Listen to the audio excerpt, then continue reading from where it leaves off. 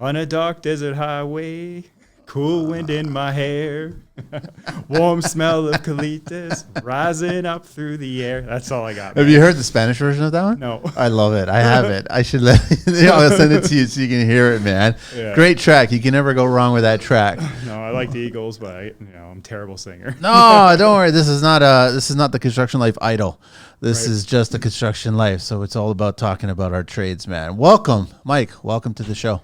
Thanks. Appreciate you being on here, and thank you so much for. I've never had honey Jimmy Bean, man. Yeah, it's really good. Just put it on ice, drink it straight and slow, and It's nice and smooth. Yeah. Yeah, the Very honey. good. You can taste the honey there. Yeah, and also you can mix it with ginger ale too. Sometimes. Ooh, there we go. Somebody's getting drunk. Yeah. Mike, so welcome to the show. Here we go. Electrician, you're a licensed electrician? I'm a licensed I had a electrician. question. Angelina actually brought it up, which was really interesting. On Instagram, you've got electrician, then licensed, not licensed and electrician. I just put it's just the way I worded it. That's all it But was? It's a licensed electrician, yeah, because there's different, there's different licenses as an electrician as well too, right? So Oh, that's right. yeah, so I'm just a licensed 309A. Okay. Not just. Just Some people are not even that. yeah, not yet. Yeah. So you can find Mike on IG at Mike's _tool_fun. Yeah. And then, yeah, that's okay. And the website is also Mike Tool Fun. It's a YouTube. YouTube channel. I don't have a website. Got it. Okay, so you'll find it if you search on YouTube for Mike's Tool Fun. Yeah. All right. So what do we want to chat about here before we get started? Sorry, Cam. Thanks so much for the tea, custom developments. I really appreciate it. Anybody want to reach out and give me a tea? Let me know. It's an extra large, and then I'll throw it on and wear it while we're talking on the show. If you watch it on YouTube, you see me wearing it. I'm legitimately wearing the tees, man. So when you say tees, you're talking t-shirts. T-shirts. Yeah. Okay. Sorry, tea, not the letter T. I was thinking tea. You drink tea. Oh, tea. I do drink tea too, Yeah. but I'm going to drink the honey. I'm not going to drink the tea. Then I might need the tea after I finish the honey. Next day. Yeah. Where do you want to begin, Mike? So how is it being a Sparky? And I guess let me ask you my first question. What type of vacuum do you have? I have the Milwaukee Pack-Out. The M18 battery one. Yeah. Yeah, because I know a lot of Sparkies out there don't have any vacuums, and they don't have any brooms, and they don't have any dustpans, and that's like the biggest gripe from every other trade. They always talk about all the little copper offcuts, and so that's why I ask every electrician, what's the vacuum you got? Yeah, so I'm an anomaly. I have the vacuum. I also bought all the attachments for it. I have the power head for it. So it's, when I'm in customers' houses, if I'm doing, say, a service call, I can vacuum their carpets. Yeah. I have a broom and dustpan, and I also have an expanding garbage can that I take with me. And I'm the only one, I think, who drags that garbage can around beside me on the job site. So as I do my rips, I rip it right into the can. Oh, I've never seen that. Yeah, Really? Racketeer Tools makes it, and it's just it's a folding can, so it's just a small, folds up. I throw it in the back of my van, and then you just. How big does it expand? It's like a full size can. No way. Yeah. Really? Yep. Yeah, and I just But put I've it- never seen a Sparky actually pull that out and use it. Yeah, I think I'm one of the only ones. When did you get started, man? I started in 1994. This will be my second career. What were you doing before? I used to manage special events like car shows and that for automotive manufacturer. Nice. I was a subcontractor to them. Okay. And so And- anything like TV commercials, photo shoots, auto shows, all that kind of stuff. That's what I did in Canada. Nice. And then you got into why electrical? So I left that position because I had kids, and that job required traveling all the time, and it just wasn't working out with me being away from home all the time and having the kids. So Yeah. I have family that are electricians, and they got me into the trade And since 95. since 2014. Oh, so that's brand new. 8 years. Yeah. Wow. Okay. I didn't realize that. Yeah. I've been licensed for 3. Nice. Yeah. And mostly commercial, resi? I'm mostly commercial. I do residential as well. Oh, I totally forgot. Hang on a sec. We started recording because you got here early. You got to give me 1 second. Yeah, no problem. Just let it record. I totally forgot, man. No. Ashley, could you do me a favor and just pull your mic a little bit closer to you? Yep. He showed up a little bit. That's better. All right. Thanks for coming back, man. Take care. Sorry, Mike. Yeah, no problem. It's a live studio. Where were we? So being in the trades for me is new, relatively new for the last 8 years, but you're already licensed. So yeah, and commercial is the majority of what I do. why do you prefer commercial over the resi? I do prefer commercial. The company I work for, we do all three. We do industrial, we do commercial, and we do residential. But I prefer commercial, and I prefer small commercial jobs. I'm not into doing like big, huge, like apartment buildings or condo. I did for the company I worked for before. We did some apartment buildings and that, but I'm not. I don't like being on. I like to be able to just go in a job site. We're only going to be there for a couple of months and then go on to something new. I don't want to be stuck on a site for 2 or 3 years. That's a long time. It is, and a lot of them are a long. And when you get in those big jobs, you could be there 5 years. But there's also there's that vibe of blinders on and everybody just comes in, punches the clock, does the job, and get out. There isn't a lot of friendship, so to speak. You know what I'm saying? Right. The other thing I like with this one is you're thinking a lot more. So you get a set of drawings, you're into a small facility, and then you just, if it's a renovation, like right now I'm on like a tour in Ontario doing renovations of a fast food restaurant. And we do a store a week. And basically it's the front area. We demo it. We go 24/7. What's the size of the crew? So I'm the only electrician on it. And you're doing a store a week? Yeah, it's just the front part of the store. Like we're just ripping out the millwork. Yeah. I run a couple more circuits if I have to, and then we rip out the millwork. We trench the place. The plumbing does their plumbing stuff. We have the carpenters go 24/7. I come in. I do like maybe 8 to 10 hours a day. And then for 5 days or for 6? 6 days. I start on Sunday. I usually finish by Thursday afternoon. Wow. And then on Friday, we hand the store back over to the owner. Does the whole schedule just get destroyed if you guys don't finish it on that week? Like yeah, so every store we've run into something. Yeah, I can only assume. That's what I mean. Yeah, that causes us to add a day. But we have a really good crew. Like so I work for a company called George Moore Electric. Okay. And then we have a sister company, which is Willowbrook Construction. Okay. And so we're both on this. So we work as a really good team. And you know, when we run into those problems, we're able to just work at it. Like we have a good open line of communication between myself, the carpenters, and the plumber that's there, which is Eagle Eye Plumbing. I can't remember. Okay. But yeah, anyway, so we have this big open line of communication between each other, and the whole goal on that is just keep the trades moving forward. So, you know, we work with the GC, and everything we do is just try and keep those trades going forward. And so that's how we're able to, it seems like no matter what, we end up being done on time. Like, it just seems like that's how it always ends up. Even if it's something big, we've been delayed a day and a half, and we still end up handing the store over Friday afternoon. Wow. Yeah. So it's just a well machine. Like, you guys all go in, it's done. Do you guys get a lot of pressure, I guess, from the management of the franchisee, where it's like every day is not making money? That's yeah. Well, I don't deal directly with the management company, but I'm assuming there is pressure on the other guys, and nobody really rides us though, like, because we have this mutual understanding. Like, look, we got to get this job done. You know, we'll do what it takes to get it finished. And we all agreed, like, we're on this tour because we all agreed to do it. It wasn't like we're blindsided and all of a sudden we're doing this. You know, it was like, this is a big job. Do you guys want to do it? It's gonna last a year and a half. There's a lot of stores to do in Ontario. Like, I think we're doing 71. And I think I just finished number 25. A store a week. I'm still trying to wrap my head around a store a week. Yeah, store a week. So we go in Sunday afternoon, we demo, rip everything out. I go in there and I start figuring out existing stuff, what I can reuse, what I can't reuse. And then the carpenters, they sit down and figure out, all right, we got to keep this, get rid of that, whatever the drawings tell them to do. And then by Sunday at midnight, the scanners come in. So we pay a premium to get these scanner guys to come in. They scan the floors. 2 a.m, floor cutters come in. They cut the floor. Right after that's done, guys come in and they just dig trenches. They dig the trench all out. And right in the morning by 8 a.m, I'm back there with the plumbers. The plumbers are laying everything they need to in the floor. I'm roughing in my rough-in. I'm usually done my rough-in by Tuesday morning.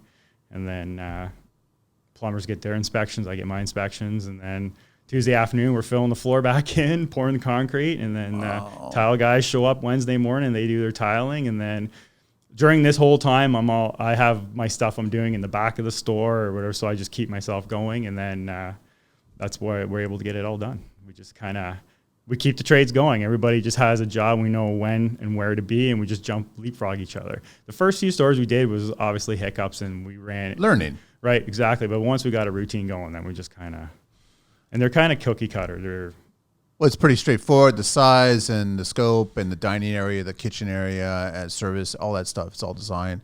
Scanners are coming in. How deep can they scan? that I'm not exactly sure. I think 2 or 3 feet. All they care about is not seeing anything, so they can create a path for you guys to run all the new stuff, right? That's it. Well, all they care about is making sure there's nothing directly under the concrete. Yes. Right, and then the cutters come in and cut. After that, we'll dig. We hand dig, and then we just find where, if there's electrical conduit under there, we just kind of work our way around it. And then the plumber says I'm just thinking of the scanner guys, like if they wear red sunglasses, thinking they're Cyclops or something like that, right? yeah, exactly. Like, dude, take the job a little less seriously. Yeah, you know what I yeah. mean? I can see through concrete. Yeah, exactly. No, I'm still fascinated, and I guess that's level of respect, because you guys are all respecting each other. The trade, going in there, here's the task, here's the scope. We all work together and we get it done, and it's got to have a nice feeling at the end of that process where it's like, we just finished the store in a week, man. Yeah, exactly. Yeah. Honestly, man, that's insane. Yeah, and I enjoy it. Like, I enjoy the crew of guys I'm working with. We all have this like we go out at nighttime. Nice. Right. So a lot of them go. I don't go out too much with them, but I try and keep they're all good guys. Everybody just gets along, and I think that's a key thing is where we have that open line of communication. And I know when the plumber first came in, he was kind of blown away that, hey, let's work together on this. I'm in the ceiling running conduits, and he's trying to fish his PAX lines down there. So I'm grabbing him, just start sending him, pull him. And he was like, whoa, what the hell is this, right? Like, electrician's You're not a plumber. Yeah, right? electrician's going to help plumber. I'm like, listen, man, you're going to sweep the floor up after I'm done, so I'll just help pull this PAX wire, right? So he was a little caught off guard. That and then now we get along really well,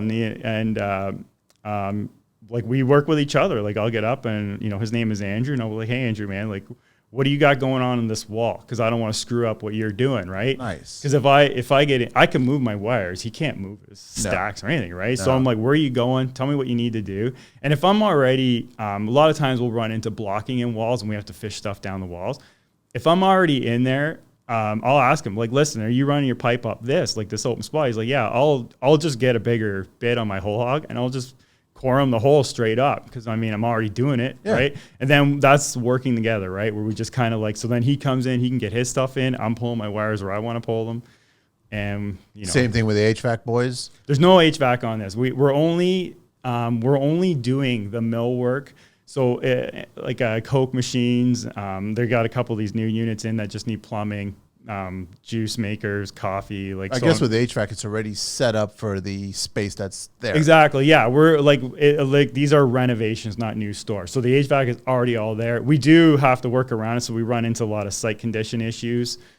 Especially if we're trying to hang monitors, and we have to do framing above the ceiling, and all the HVAC's in the way. So some stores and monitors had the adjustments, because you're dealing with that stuff's not moving. So you've got work for the next just over a year. Yeah, right now, contract-wise. I started in January, and we'll be going until I believe it's June of next. Yeah, it might even be longer, because we do whenever there's a long weekend, we don't do that week, because it's hard to get the inspectors to show up and inspect. So going into a long weekend or coming out of a long weekend. So if it's if the Monday's the holiday, we won't work that week. We won't do the job that week. So you get a week off, basically. I don't, but we could. I just go do other stuff for the company. Got it. Our company's pretty busy. So how are the inspectors? Are they pretty cool? It's routine. They come in. They're visually, everything's there. You can't hide anything. No, it's all open, and I run clean. Like, I don't try. Like, my biggest thing is I take away the excuses, what I call it. I don't need an inspector coming in and he'll sit, I've had an inspector come in and be like, oh, you got to strap all this stuff in the ceiling. And I'm like, well, none of that's my permit. I go, this is what I'm dealing with over here. So now if I'm working in those areas, I'm just going to strap it. I just take away the excuses. So then when he comes in, he sees it's a clean setup. All right, everything's clean. I don't mess around. And, I follow the code book pretty to a T. Like, if we're doing demand calcs and stuff, I deal with it. And then I'll, and then I show him. If he asks for it, I have it there, and he can see exactly what I'm dealing with. What's right? what's the primary thing that they're looking for? Is just that everything's run properly visually, like you're not spaghetti up there. Yeah, well, there's that, like, because I'll run conduits from the panel to the front, so they want to make sure my pipe fill, I'm not overloading these conduits with more wire than I should, because that generates heat, right? Yeah. Heat's not good. They want to make sure I'm derating wires, so if I'm pulling, I got to upsize the wire for bigger circuits kind of thing, right? So when I have them in the conduit, when I'm running more than 3 wires in a conduit, you have to derate it. So, just stuff like that they're looking for. I've had them call me on certain things but I've had it correct. And then they would just see, oh yeah, you did upsize the wire. Perfect. And then, all right, this is good. Put their sticker on the panel and they leave. That's it. I'm just curious. I mean, how much power is coming into a typical establishment like that? What do they set it up at? Usually it's 600 volts coming in, and the transformer steps it down to 208, 120, 208, and it's usually 400 amps.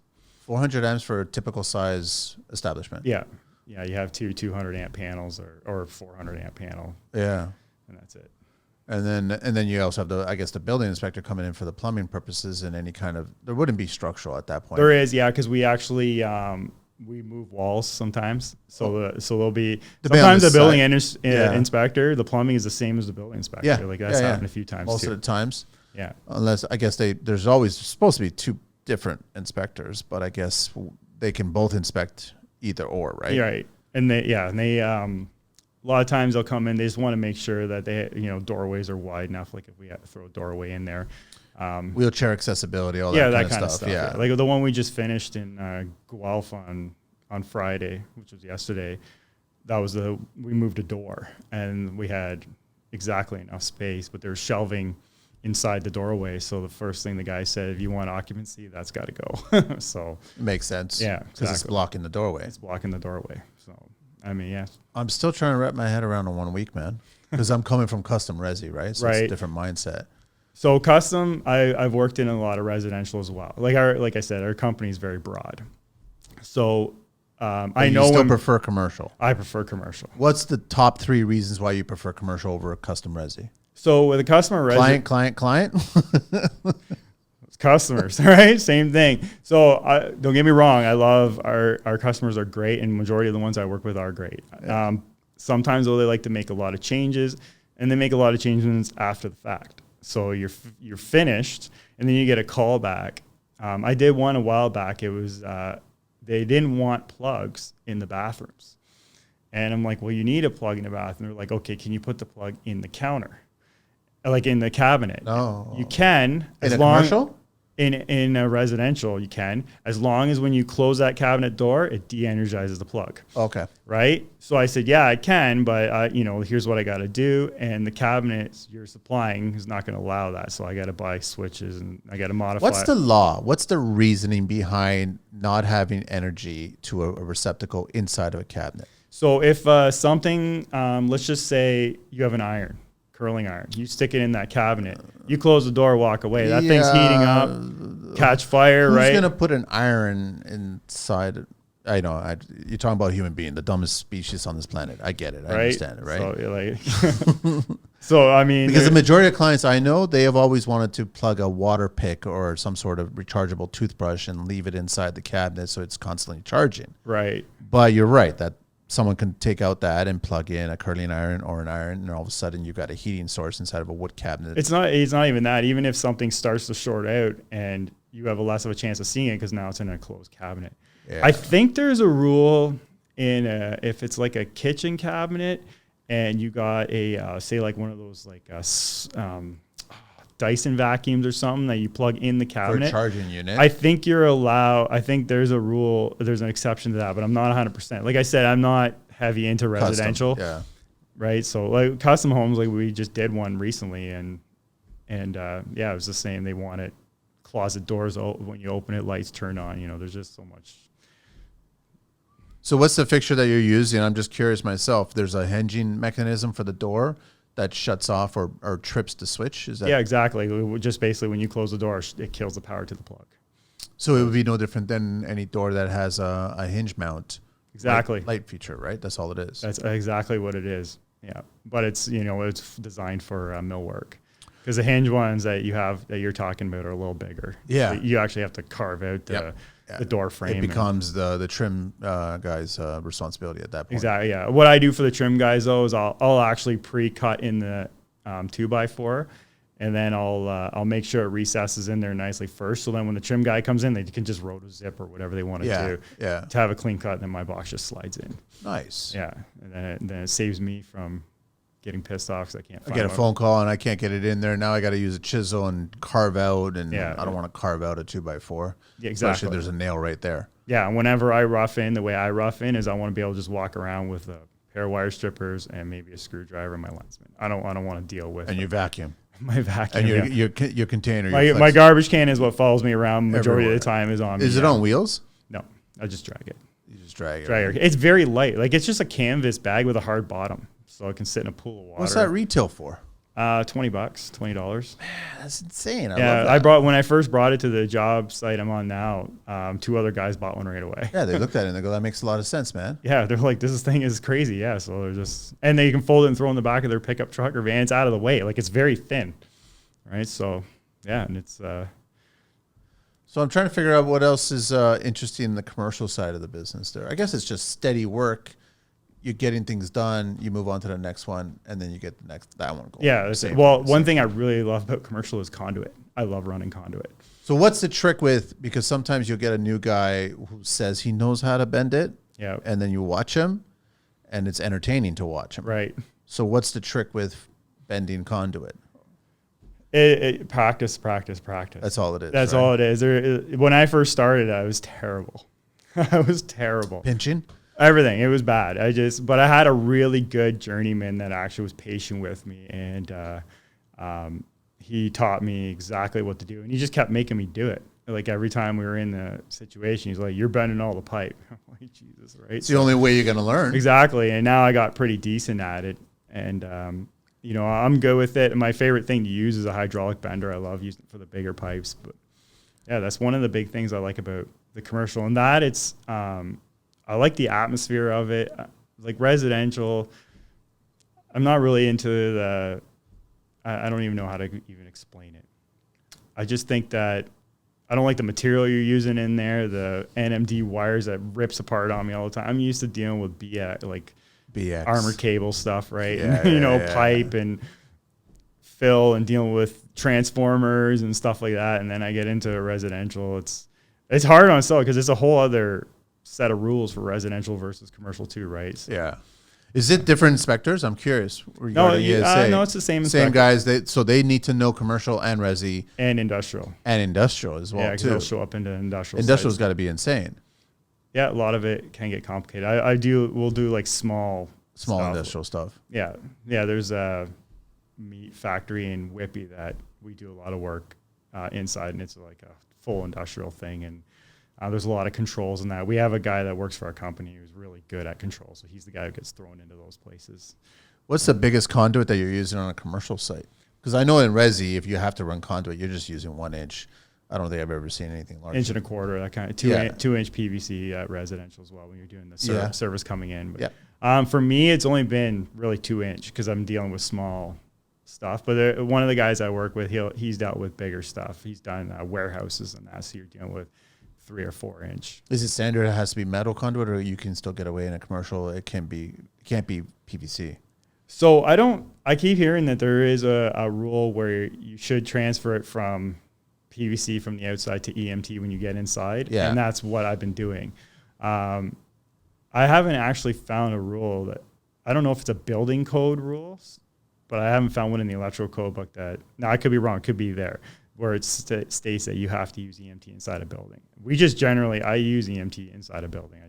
I try not to use any combustible type materials like PVC or any of that kind of stuff. Right? Yeah. So the big question, I mean, I've asked this to several electricians, is why is it that here in Toronto, the whole infrastructure is aluminum, right? Comes right to the structure aluminum, and then they force you guys to do everything copper inside. Copper, or you mean EMT, like metal?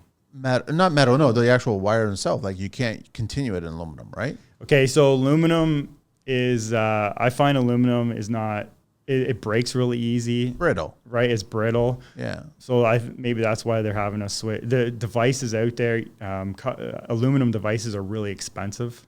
So if you want to run aluminum inside and you want to put a plug in, you got to buy aluminum. Well, wouldn't that just be supply chain? Like if you started pushing everything aluminum receptacle wise or Right. switches, it would be cost effective. I just find it funny. I'm only speaking on Toronto because I don't know about other places, but the whole infrastructure on the outside, and Toronto's really bad because the whole infrastructure is above ground. Right. Right. Or some areas is below ground and set up in pits or whatever. It's all aluminum. But then you have this argument about how they want to see all this copper coming out of to make your connection at the meter, and then it comes into the house and everything has to be copper, right? So we're allowed to run aluminum from the meter into the panel. Okay. And Yeah. You're even in Resi, Yeah. up to 1 meter, isn't it? 1 point something meters. Something Max. like that. Something yeah. like that. Yeah. Yeah, because the meter base is usually just sitting. The ESA inspectors are going to come out of the woodwork now. They're going to start sending DMs and Yeah. hello, everybody. Yes, send your DMs. It's fine. Yeah, that's fine. If I'm wrong, I'm wrong. Yeah. But as for copper and aluminum, like aluminum's high maintenance too. You have to constantly, every few years, you should be taking your devices out and just making sure your screws are tight. Because it's all Who's going to do nobody's going to do that. that? That's why we have insurance companies will send us in. I've done it where I've gone into to places and I have to make sure that Every single one? is good. Yeah, before they'll insure the house. Once they find out a house has aluminum wiring, I've been sent in there. Can you just make sure that Every single one. every single receptacle? I gone into a house where I had to do this, and the first thing I did was I take a light off the wall, and the wires are completely bare. Because someone else married copper to aluminum, so it oxidized, right? And so then So you can't do that. no, you can't. And then I did one where in the bedroom, and the guy's like, "Well, this receptacle doesn't work." So I open it up, and it's a copper rated receptacle, aluminum wires on it, and there's nothing left of the wire. Like it's completely gone. That's I think how I might brittle even it have is. pictures of it on my Instagram. That's insane. And while you're there, do you ask them, should I change the Smokies that are all yellow right now? Look like Millennium Falcons or something like that? Well, in that situation, I actually called my boss and I said, "You really need to tell this guy, like, we got to update. We got to go through everything in this house because this is a fire hazard. He's got kids in this house, right? So That's risky. yeah, it is risky, and that's why I don't like aluminum. I like even still, you take it off, you mount your copper tails on it with your aluminum rated wire nuts, and then But you're supposed to put, no locks. It's called. yeah, that's what it is. Yeah. So any aluminum wiring that came out, I think it was after 1980 or 1982, is not pure aluminum. So technically, when you use the aluminum rated wire nuts, you don't need to use no locks.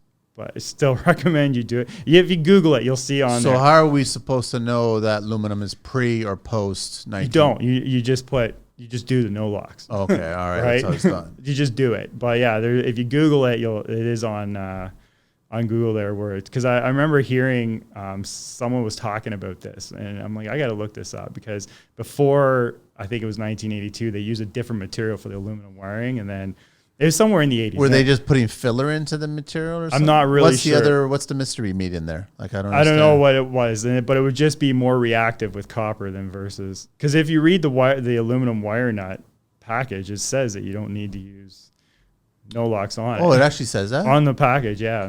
Because I had somebody point that out to me on a job site, and I said, "Well, I don't care what this is. I'm still going to use the no locks." But it's funny how, you remember, what is it, maybe a decade ago, how the government was pushing CFLs, Right. light bulbs. Yeah. And if you actually stopped and read the packaging, if that CFL bulb ever broke, you're supposed to call the hazmat Yeah. unit because there's mercury inside there. Yeah. But what did every homeowner do? Threw it in the garbage. Vacuum it up or And just walk sweep away. it up and Yeah. little Billy, come here and snort some of this mercury that's in the air right now. Like Yeah. that, those things were so dangerous. And Yeah. they're still selling them, I think, in some of the big box stores. Yeah, their CFL bulbs are not good. If you can They're get rid of them, get rid of brutal. them. But the government pushed them. And I'm like, I don't like these things. I didn't like them for the color temperature. Yeah. That's why I didn't like them, right? Yeah, like I had different warm white or No, in the very early stages, it was always cold. It was Okay. always a colder. It was Like a always blue, almost yeah. bluish. It was over 4,000, right? So Right. it was 4,000 Kelvin. So I was like, I don't like this. This is great for commercial. yeah.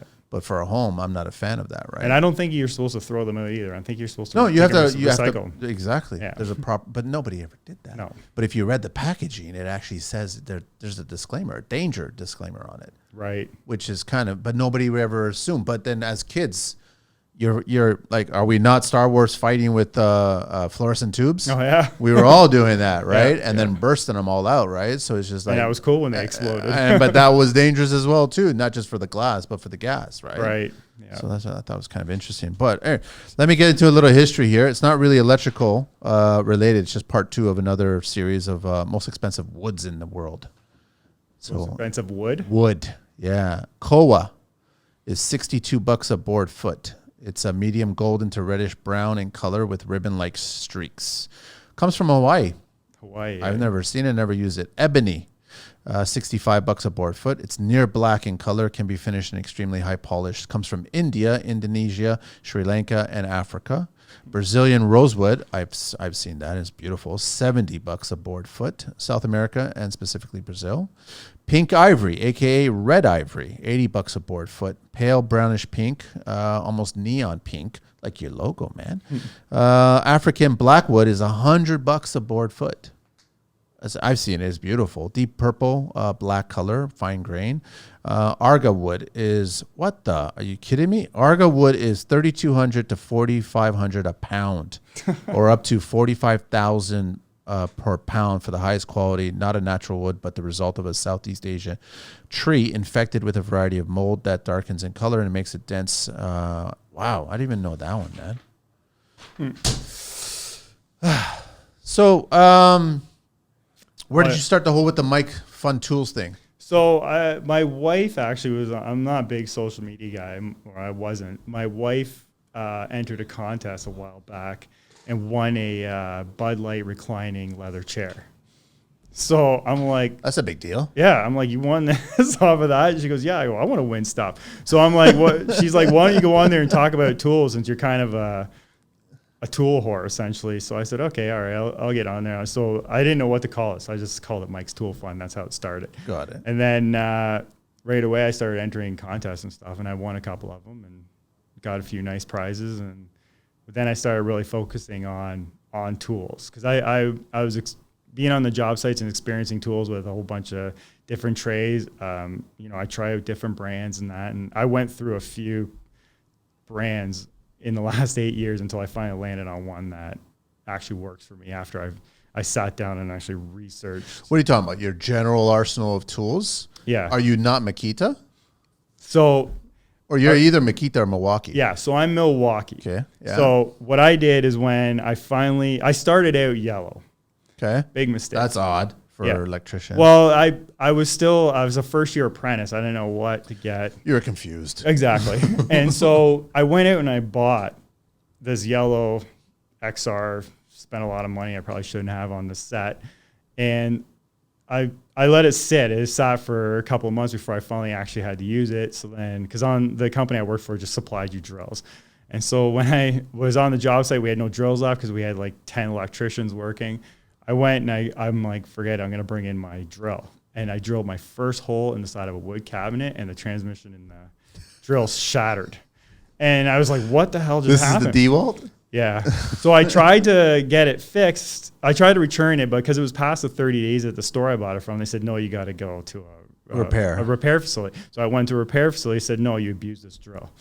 And then You made one hole Yeah. and you abused this drill. So I contacted DeWalt through their customer service, and they weren't gonna warranty it at first. And then finally, I think it was like a back and forth. Like I said, this happened in 2014. It was December of 2014. They finally came back and said, okay, yeah, send it to this facility and we'll authorize the repair. So as soon as they did that, I sold everything. As soon as I got it back, I sold it all. I said, no more. Did it look like, when you gave it to them, did it look like it was abused by a tradesperson, or did it look like a normal looking drill? It just looked like a normal looking drill.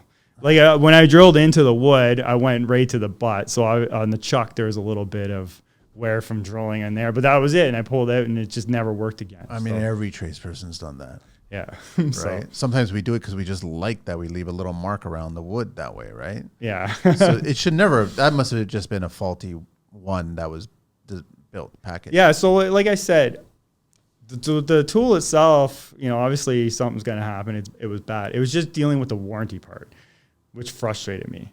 So my uncle, who's an electrician, said, get Rigid. They got unlimited warranty. So I went and I bought Rigid. I liked them, had no problems with them. But as I progressed in my apprenticeship, I was starting to run into issues where Rigid had tools, didn't have tools I wanted. Biggest thing, seller, was I wanted a one-handed Sawzall, something I can do cut conduit with while holding conduit, right? Yeah, So makes sense. So I started looking into, you know, who's got one. Makita had one that has like a 7/8 stroke or something like that. It wasn't very, very good. One of my friends who has Makita bought it, and it wouldn't cut the EMT. We thought it was a fault. Went and got another one, and it wouldn't cut the EMT. It wouldn't cut it? No, and he went through 2 of them, so he said, forget it. Was it the blade or was it? No, we tried everything, different blades. He returned it. Even what was it, just the stroking mechanism of it or something? I don't know. It was it's a little one-handed one that kind of looks like looks like a old style gun. I don't even know how to explain it. I know what you're talking about, and like it a wouldn't pirate cut gun. it. Wouldn't cut it. No, wouldn't cut the EMT. That's a little surprising. So okay. before I bought, I started researching, and you know, I discovered like Makita is a really good brand of tools for carpenters. Yes, They're very geared around carpenters. Yes, and there's a repair facility not too far from where I live where you can, if you do run into an issue, you get your tool back the next day. Yeah. So then DeWalt, again, I even looked into it, but the warranty thing, I couldn't deal with that. So I just took them right off the table. One of my friends ran all Hilti, and I tried his stuff, and you just couldn't wreck it. But I couldn't afford Hilti. It was really expensive. It's twice the price. Yeah, it's well, now it is. I noticed that everybody's they just kind of got. You think they did that on purpose? All the manufacturers to No, get Hilti went expensive. Put their self at that much of a price point to kind of just eliminate certain part of the market. It's possible. Like, they're definitely geared 100% towards trades. How is their service? Because I hear it's good. It's really good. So the guy I worked with, same thing. He would take it in, and they had like a, you know, battery. They test your batteries. They, you know, and turn around, you know, repair whatever it took. Like, no issues. He had no issues. They take care of you. They take care of you, but they're limited on where you can go. There's only a couple Hilti dedicated stores, right? Yeah. So then I was reading about TTI, which owns Milwaukee, licensed to Emerson, who owns Rigid. You know, they own Hoover, I think Dirt Devil, like all these different brands. And the one thing that I liked about Milwaukee was they had a good warranty. And they had the one-handed Sawzall that I had, and they were geared towards, at that time, more electrician and plumbers. Yes. I think they're a wider range now with what they have. They're expanding. Yeah, expanding, but they are really geared They towards. still have a crappy miter saw, and they don't have a table saw, and I think they're just launching a track saw. Yeah, so they have a table saw. It's cordless. Oh, do they? Yeah, they have a cordless table saw. Some guys say it's good. Some guys have said that I've talked to said it's The guys that say it's good, are they Milwaukee guys or are they DeWalt guys? So neither. There's a there's a lot of the guys I work with are everything. They don't care. It's a rainbow. Yeah, right. And so they like there'll be one guy who has a DeWalt and Makita, and like those are the guys who actually are probably doing better because they're taking the best of each of the brands. Right? Yeah. So, but your Milwaukee Sawzall, the reciprocating actually cut the conduit. Cut everything. No problem at all. No problem. I waited. I bought the 12 volt version of it when I first started. Because it's lighter and it's easier. Yeah, and it was cutting no problem. But what I found was I really wanted to get into I wanted one battery to work everything. And so I switched to 18 volt everything. And then I just bought all Milwaukee 18 volt stuff. I have a grinder that's really good. I can cut like 3/4 inch rebar with it, and it doesn't stop. It's a rapid stop because I'm one of those guys who lets go of the trigger and lays it down. And exactly, right? So this thing it's got a brake on it, shuts off right away, right? So so I ended up just sticking with the one brand because I want the one battery. Like, I want to be able to just have one battery interchange between all of them. And now Milwaukee's come a long way, and so has Makita, and so has even Rigid, and even DeWalt. Like, DeWalt is coming out with a lot of good stuff. There's some things that, you know, guys might complain about, like nailers or something like that. Or would you ever go back to DeWalt? I would never go back to DeWalt. No. No, Because I think that once you find your platform, and like you said, I just want the batteries. It's just I have all the tools. I need a battery. I grab it. I don't need to find a separate tool, separate battery, separate charger, separate everything. exactly. Like I'm married to the one brand now, and Yeah. unless they go belly up, I'll probably Which stick they around. won't. Yeah. Right. So you're Milwaukee, and that's what it is. There's certain trades like electricians, plumbers, like Yeah. HVAC. They're all Milwaukee. They suit them, right? But I think Milwaukee's trying to do what every other brand is trying to do. They're Right. just playing in different sandboxes. And so maybe the weekend warrior, you're an electrician, you got some woodworking to do at home, then you're most likely you're going to buy a Milwaukee table saw, and you're going to use that instead of their competition, right? Right. But for me as a weekend warrior, I'll stick with corded. Yeah, because you're Right. plugging everything in, man. Right. So especially with a table saw, I'll stick with corded. I don't need a battery powered for weekend stuff. Like I don't need. Unless you're posting on Instagram and you want to share it off, and then If I get enough people that are bugging me about it, I might do something on it. But like when I do my Instagram or my YouTube, I know I'm still at the very beginning stages. Like I'm still trying to find my way. your voice. My voice. I'm still trying to find my voice. So, I'm trying a couple different things here and there. And I do it all just with my cell phone, right? I don't have any fancy computer or any of that stuff. I just do it on my phone. And what I want to do is my idea is to show the tool first, talk about it when I first get it. And then after maybe a couple of weeks or a month or so using it, talk about how it uses it. And if I can film me using it, I will. I try not to do videos when I'm on the clock with the company I work for. And if I do them, it'll be like during, like, if I take a lunch break, I'll be like, I'm going to continue this because I want Sneak in, do it. do it, and that's it, right? But you're actually doing the videos on a real job site, real work, scope of work, instead of a stage kind of Right. setup, A lot of guys are staging it. They'll get a 2x4 and they'll just start drilling through where I'm. It's amazing. Look at that. It's first cut, first blade, first everything. Wonderful. Yeah, it's good. Right. I want to show how to abuse. There's this one tool I have, which is Klein makes it, and it's called an ET450, and it's advanced circuit tracer. This thing, I paid like $250 for it.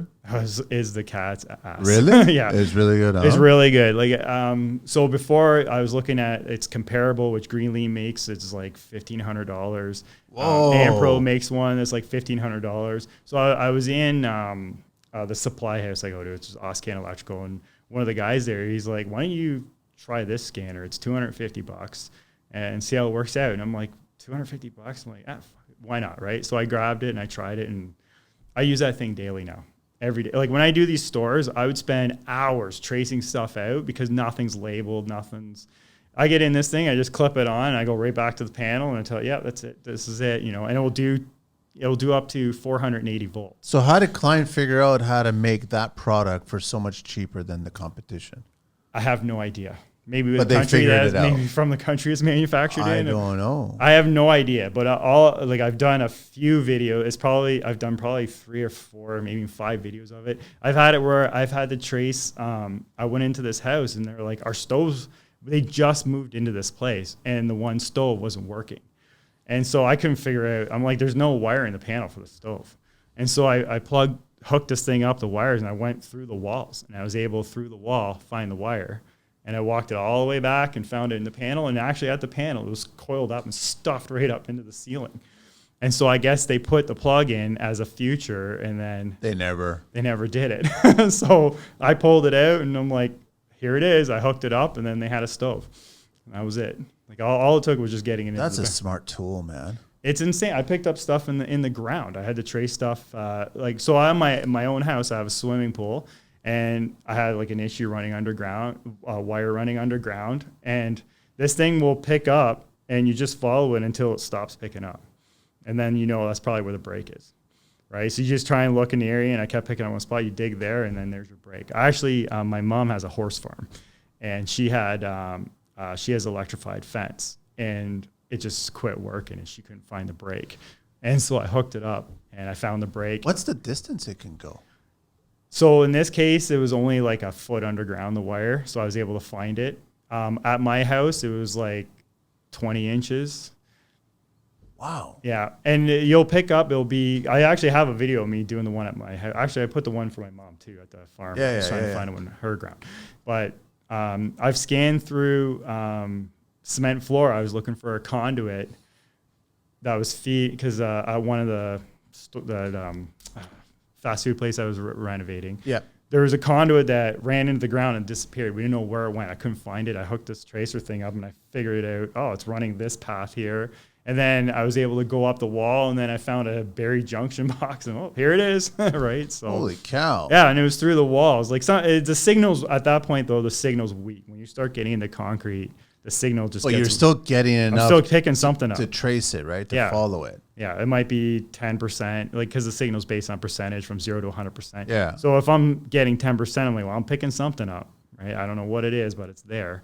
And then you just follow it until you hit it. How would you have done it back in the old days? I guess you would just would have ran a new line.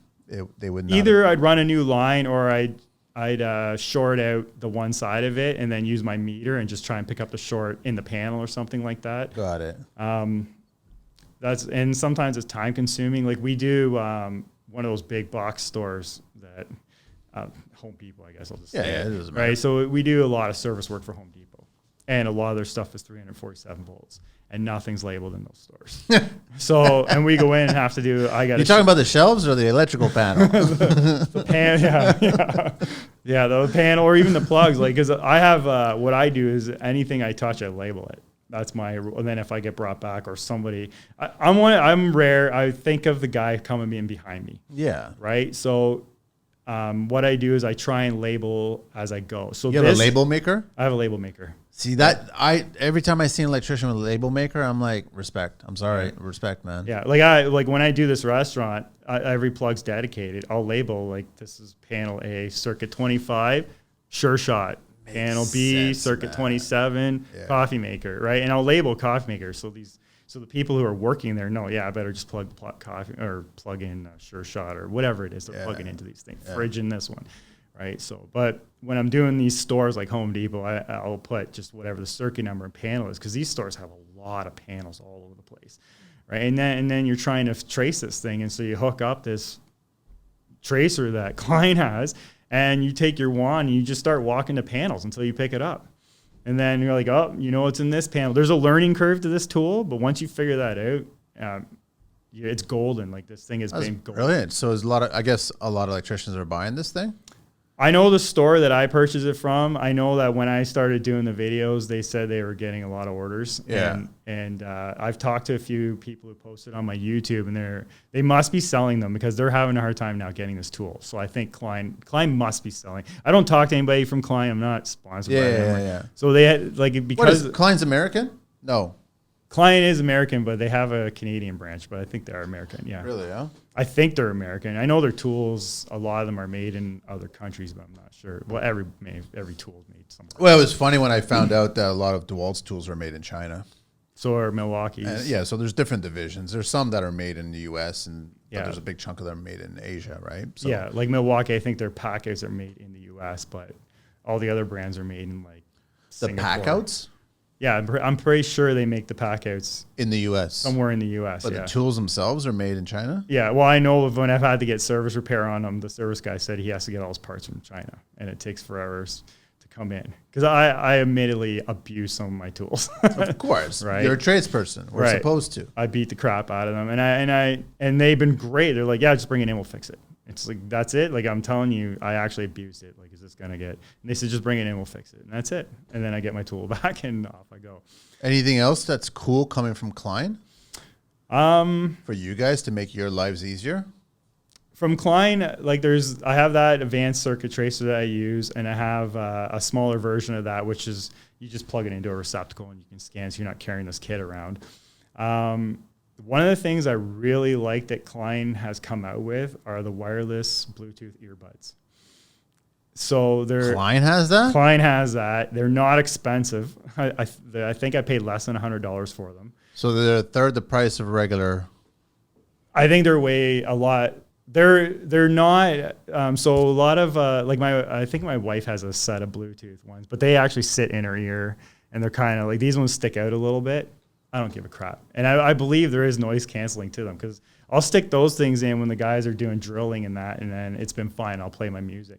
Now, if they start getting the heavier drilling, I have those like from Canadian Tire or Home Depot, whatever I bought. They're like $20 ear muff. The cans. Yeah, so I'll put those on over the Bluetooth. Yeah.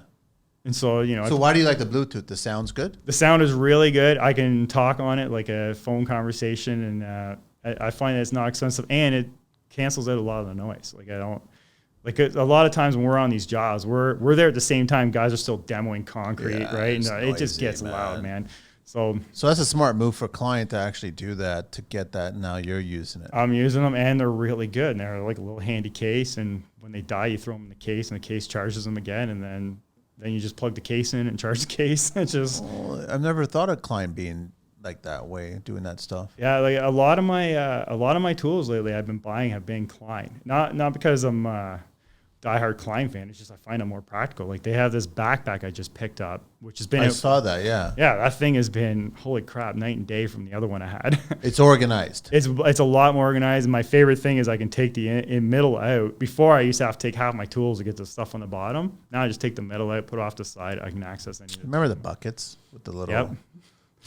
Yep. And you get the Husky Are they still bag. around? Are they still around? The Husky bag makes no sense. And bucket, what are they? Bucket belts or no? What are they? Bucket pouch or something? What are they called? Yeah, you stick it in the bucket and all your tools go on the All inside. you're doing is you're just ramming everything in the bucket, and then you're playing Russian roulette by putting your hand in there trying to figure out what to discover. Oh, there's the X-Acto blade. They work out if you're trying to get on the roof, right?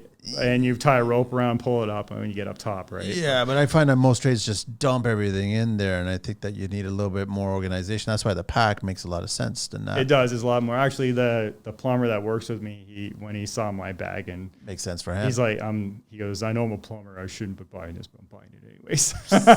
Right? So Why? He's got the same size fittings if you think about it. his tools are generally similar. Yeah. Right. And So it kind of makes sense. yeah, and it does. The biggest seller I think for him was the hard case on the front of it, and it's the Tradesmaster Pro tool bag I'm talking about. Yeah. Which is I think 55485 is the part number. But anyways, it's got a hard case on the front, and it's got felt inside to protect your safety glasses. That was his biggest thing.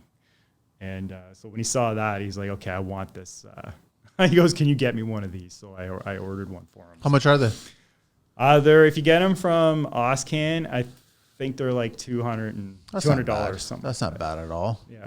You're still in the pack out price point kind of thing. Exactly. Yeah. I think if you get it off Amazon, they're a lot more. I think they're like 230 or 200. Because everyone's getting greedy on Amazon right now. That's right? it, right? So I try to, my biggest thing is buying local or buying at least Canadian as best as I can. Yeah. Like obviously some tools in that I can't, but like all my work clothes, I buy them all from Northern Boots, and they're a Canadian company. My work boots are JB Goodhue. Like they're a Canadian company, Canadian made product, that kind of stuff. They're still made here, huh? They're made here, yeah, JB Goodhue. That's very rare, man. It is, yeah. You know that, right? Yeah, everything. Well, I mean, we have a population of 30 million people or 35 million people. In the U.S., it's 300 million, so they're probably going to better off. It all comes down. Yeah, to but the numbers. U.S. is still shipping all of their fabrication or the manufacturing overseas too. Right. I go, well, it's because everybody rules the almighty dollar. And I firmly believe that if you really start supporting the small businesses and you start, you know, like, we have the space here. Like, we have the space here and we have the workforce here. So then why don't we build it? I mean, this is a political question. But It is. And the backbone of this country is built off of small businesses. Yeah. Right. And so you got, like, I don't mind going into a place and paying more money. Like, some of the tools that I buy from Oscan, which is where I buy everything from, is, even if it is a little more expensive, I don't care. I'll buy it from there. I'd rather because you know that it was made here. Well, it may not have been made here. It's just I'm supporting a small business, like right. And I just want local businesses to survive over like Home Depot, like. No knocks on the big stores. Yeah, I like the big stores. Yeah. They're great. Like Lowe's, all of them are great. I like financially, I want to be able to support the smaller guy too. Like I still shop like crazy at Home Depot. I love it that they are still running a smooth business, all the small mom and pop shops. Yes. And even though all the big box came in, yeah, that was the biggest threat at first. All the mom and pops we established, we have a local, we have the community, we have local, loyal customers. Right. I'm sure they were probably fretting, like really, really worried that the big box was just going to eliminate them all. Right. And I love that they weathered all that. And then all of a sudden the whole mess that happened from the last 2.5 years, they weathered all that too. You know what I mean? And that says something to their client base and who they treat and how they treat everybody. So I've always had a huge respect for all the small mom. It's a personal connection too when you're dealing 100%. with They know your name first of all. You walk exactly. in, right? Yeah. So they don't know your name at those the big box. Yeah, you'd have to be labeled or something like that. Yeah, pretty much. Nothing's but labeled. I do spend a lot of money at Home Depot too. There's no every tradesperson. Like does. I support. Like that's probably the only store like that I go to. I don't shop at any of those other Lowe's or any of those. Like it just seems like Home Depot always has it.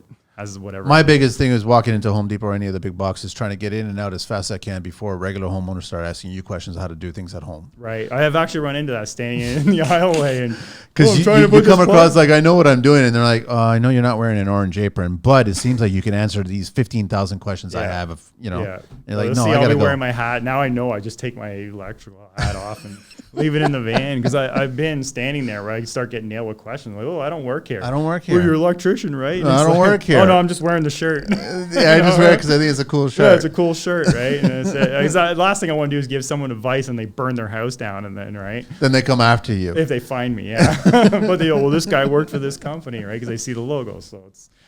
Yeah, so starting like your first year in electrical, and then now, has it just been about 8 years of organization, just trying to figure out how to be efficient as an electrician? So the biggest thing for me is I want to be able to use my mind, my brain, right? Okay. So I got and tools. So when I got into this, so when you say like efficient and organized, yeah, it was all like doing this whole trade. I think anything you do, you need to be efficient, organized. Like my previous job, I had notes, everything was organized. Like we were running the car shows across Canada, and I'd have to work with so many people to make sure we get our cars into those buildings, And so I just kind of took that and moved it over to what I'm doing now, and just try. So when I walk into a job site, when you talk about organization, like one of the first things my journeyman would teach me is like, don't sit there and walk into a place and start throwing plugs in or pulling wire.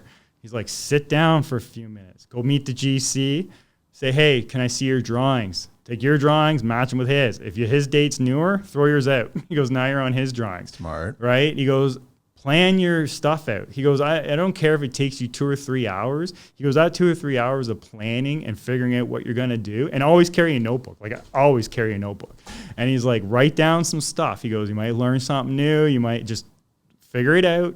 And then when you're ready, go around and start doing what you got to do. So, and that's how I was taught. I was taught beforehand. And that's how I was taught when I got into this trade, and it just kind of stuck with me. It's the bull and the sun at the top of the hill going down to the cattle at the bottom of the hill. Exactly, right? Yeah. Walk down. Yeah, I've had 3 really good journeymen and one of them I still work with. And nice. Yeah, and the one that I work with has been great with. He's like very OCD or CDO because it should be in alphabetical order, right? Him and I are both like OCD. We're both very organized. Our vans are always immaculate. Yeah. But he's taught me so much when it comes to like being organized, planning. Same thing. He's a conduit artist. Like he's a conduit artist. And he's the guy I was saying like conduit porn. Like it has to. Oh my God! They're all like because it's exposed, right? It's so exposed. He's doing a warehouse, and like I went into this one warehouse, and the runs were so beautiful, and I'm just looking at this like I could stare at that for hours. You did all this, and he's like, yeah, man. But he's an artist. He can draw. He's really good. Like, and so he's like, just pay attention, use your measurements, like, and then he'll get in there and just do it, right? And so, but does he have a trick on how to like? Is there an increment that he knows the next line? If he does, I don't know. Okay, all right. Or maybe he's not going to share that, right? But his mind works. Like he's a phenomenal artist. Like he can draw anything, like freehand, right? So like it'd be funny. We had a trailer on the job that we were at. And there's pictures all over the place. And I'm like, when I first got like, who did all this? Oh, this guy did. And I'm like, what? You did all these? There'd be a picture of my uncle, because my uncle worked with us, right? And he'd just be like, my uncle's big guy and very deep, hey, how's it going, right? And so he'd do some comedy picture about him as well, right? And I'm like, man, this is crazy. And then I see Is he just self-taught? The drawing? Yeah. I'm going to assume so. I'm not 100%. Never went school, formal, nothing? No, he's like artistic type guy. Like he plays guitar. Okay, right? cool. So very, he's one of very those cool. guys, right? And he's really good at his job. So yeah. So it kind of makes sense that he takes the pride in the conduit runs and not even everything, like pride in like he's the guy who goes in and if he sees an issue, like some guys will put horse blinders on, like I'm only here to fix this, right? Where he's like, no, we're fixing this, and most times it's quick, anyways, right? But he's very like so. The way he taught me was, just follow the rules. Like, what's the point? He goes, people strap conduits. He's very particular on how you strap them. He's like, because it's the rule. He goes, why create something that inspector's going to come in and crap on you for because you didn't strap the conduit properly? So, and that's the way he teaches. Sometimes he can be tough, right? But that's how you learn. But right? he's teaching you a lesson. There's been, like I said, 3 guys. He's been one of my best, instructors. He denies it. Oh, I was never that good. I'm like, yeah, you're good, man. So, but anyways. But much older or no? He's only a couple of years older than I am. So, Okay. like I started, like I said, I started in the trade. I was 36, right? I'm 44 now, right? So Yeah. I think he's 48 or 49 now. So but yeah, it's just. But it's good that you started later and you've got all these lessons that you've took from the other industry, brought it in life here. experience. Because all these kids coming years. in, they don't have these and they don't know how to do it or why to do it, right? Right, yeah. Well, I was there 16 years, and I started from the bottom at that job. It was like, so I'll just say, because I don't know what your listeners like, but I believe in God. I believe everybody has a path, and I believe I've been very lucky and fortunate, like very lucky. I was in college doing computer sciences. I hated it. That was really exciting. Well, in the 90s, like in the early 90s, I worked at a computer store. I was a teenager, and we were building computers, and that's what I did. And it was great. And then I got into college to go further with that, and I hated it.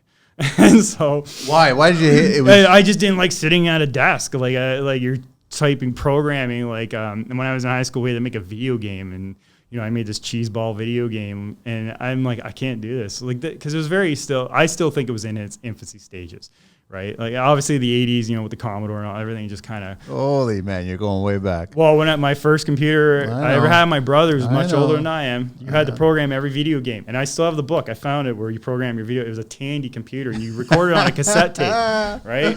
You got any floppy disks at home, man? No, I got nothing now. My brother's a big computer nerd, right? Yeah. So. I mean, that's what he does for a living now. But so I was trying to follow in his footsteps. Older brother, I looked up to him. Of course. Right? I just couldn't, I couldn't do it. So I was on my way to a bar, and one of my buddies was like, hey, we need a guy to work in this car wash. You want to come? And I'm like, yeah, why not? So I show up to this facility the next day, and they actually, they're a supplier for the auto manufacturer, and they take care of all their executive vehicles and stuff. So what the part was the car wash. And then I saw, they kept bringing in these concept cars of the manufacturer, and all of a sudden I'm like, what are you guys doing over in this department? And they're like, oh, we do all the shows for these guys. And we're all, so I'm like, I want in this, man. And so what do I got to do to get, because you're a car wash guy. They're like, we'll see, right? Because a lot of guys who come in there just got, like, the turnover rate was so high, right? And they figured they don't think anything of it. No, and then I got in there and I worked there for about a year. Then they finally gave me my chance to get into the other side, and I just took off. And I moved right up to managing the whole thing.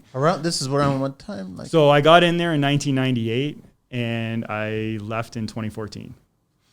So pre-Fast and the Furious and mid-Fast and the Furious. Yeah, so during the Fast and Furious period, everybody was pushing tuner cars. So this company would get all these cars built, and then we'd put them on Toronto Auto Show. Would be a big one we did. And we'd have like 200 and something cars on display at this point. It was a big deal. Yeah. And so and then my job was to make sure we work with the guys, like, because it was a big team. It wasn't just me. It was everybody. We all worked together. But get the cars to the facility, get them inside, get them washed, detailed, get them placed, work with the various clients and show managers and get them all inside. And that was my job. Like, I wore all these hats, jumping around, doing all these. And I did it all across Canada. It wasn't just here. That's nuts. And my phone was 24/7. Like, the biggest thing we did was the Vancouver Olympics, and that was tough. Because this manufacturer was a big sponsor of them. We had thousands of cars there and people running it. And I only took care of the small portion of just displays, putting cars on displays, or any of the commercials they shoot. We'd have to get the cars for that. And that was a headache because my phone, I think that was kind of like a starting of a wake-up call for me because my phone never stopped.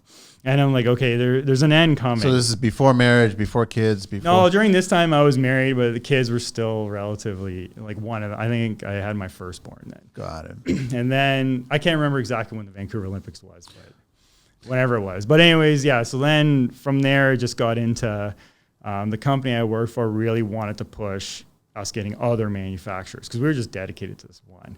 And so they gave us an incentive to try and get these other manufacturers. So there was a sales guy there who would bring them in, and I would work with those manufacturers, take it from there, and we'd do our thing.